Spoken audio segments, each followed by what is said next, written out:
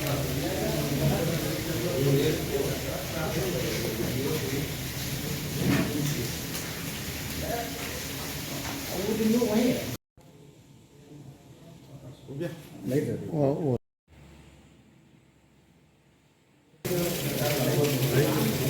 दिन पूर्व अय्यापुर थाना अंतर्गत सासाराम के एक पेशे से इंजीनियर व्यक्ति थे जो देर रात्रि में लगभग 10 बजे जा रहे थे और उनके ऊपर फायर करते हुए उनकी बाइक को छीन लिया गया था।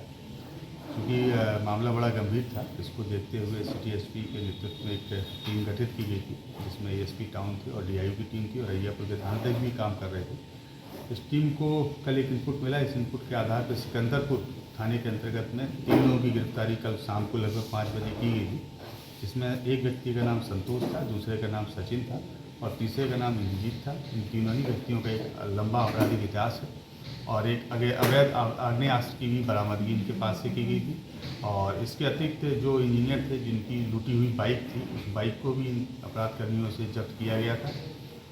इसके अतिरिक्त कुछ दिन पूर्व हथौड़ी थाना अंतर्गत एक सीएसपी में भी लूट की घटना घटित हुई थी, जिसमें सीएसपी संचालक का मोबाइल को भी लोग बाग लूट के ले गए थे। तो उस घटना में लूटा हुआ मोबाइल भी इन तीनों ही अपराध कर्मियों के पास से जब्त किया गया। इसके अतिरिक्त झपा पुल के पास में भी एक घटना हुई थी लूटपाट की, उसके एविडेंस भी इन लोगों के पास से मिले। झपा पुल पर ही एक पेशे से एक क्वैक डॉक्टर थे जिनकी गोली मारकर हत्या कर दी गई थी, उस घटना में भी इन लोगों की संलिप्तता प्रकाश में आई थी। इन सारी घटनाओं के आधार पर इनकी गिरफ्तारी की गई थी। लेकिन देर रात्रि में जब मेडिकल कॉलेज में इनके चिकित्सीय परीक्षण के लिए इनको ले जाया जा रहा था, उसी दौरान इसमें से 2 अपराधकर्मी जिप्सी में पुलिसकर्मियों के साथ धक्का देकर भाग खड़े हुए, जिसमें से एक का नाम सचिन था और दूसरे का नाम संतोष था। इस घटना के आधार पर पूरे जिला की पुलिस को अलर्ट किया गया था। हम लोगों के द्वारा भी वहाँ कैंप किया गया अय्यापुर थाने में और देर रात्रि में 1 बजे के लगभग ये जो दोनों अपराधकर्मी हैं, जिसमें एक का नाम संतोष है, दूसरे का नाम सचिन है, झपा के जो फ्लाईओवर है उसके नीचे इनके साथ में जो हम लोगों की टीम थी वहाँ मुठभेड़ हुई।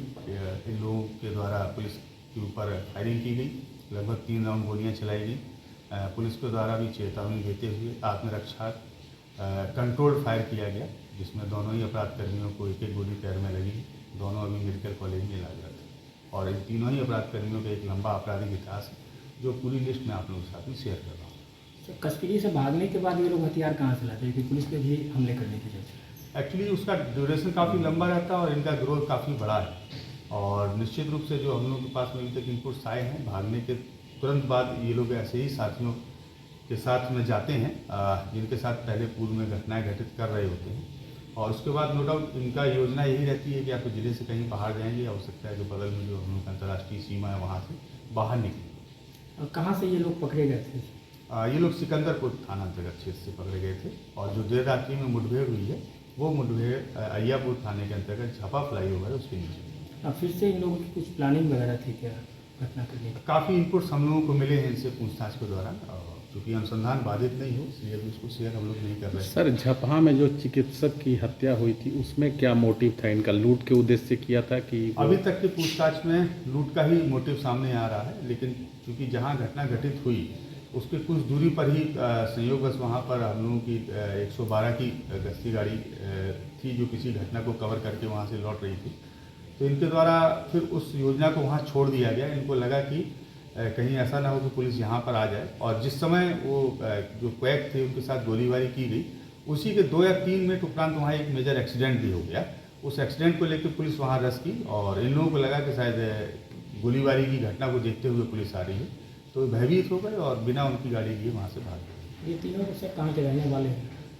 ये तीनों ही इसी जिला के ही रहने वाले हैं, जिसमें से एक अय्यापुर के रहने वाले हैं और बाकी हथौड़ी।